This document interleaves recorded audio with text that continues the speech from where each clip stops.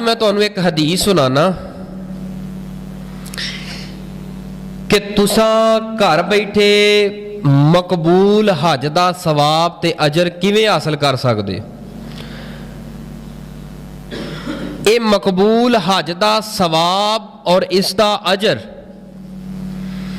नबी पाक सल्लल्लाहु अलैहि वसल्लम ने फरमाया, मन गदा इलल मस्जिदी, जड़ा बंदा मस्जिद की तरफ चल पैंदा, मस्जिद की तरफ चल पैंदा, ला युरीदू इल्ला अन यतअल्लमा खैरन, उदा इरादा यह बनता है कि मैं मस्जिद के अंदर जाके कोई ना कोई खैर दी भलाई दी गल सुनांगा या खैर दी भलाई दी गल करांगा, कुरान दी हदीस दी गल सुनागा या सुनावांगा।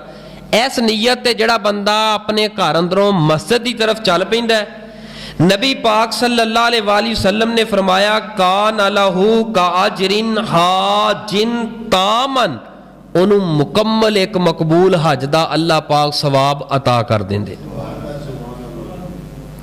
ए तुसी आए हो ना वक्त दे अंदर, वक्त दे नाल आए हो, की नीयत लैके आए हो?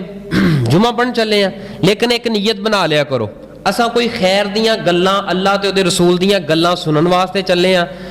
जिवें तुसी मस्जिद अंदर पहुंचोगे, सलाम फेरोगे, वापस निकलोगे, एक मकबूल हज दा पूरे दा पूरा अजर ते सवाब लैके निकलोगे। इस हदीस का जिस बंदे नूं इलम हो जाए ना, यकीन जानो वो मस्जिद तो कभी भी लेट नहीं होएगा, दूर नहीं होएगा, लेकिन सानू अहमीयत का पता ही कोई नहीं, पता ही कोई नहीं अहमीयत का।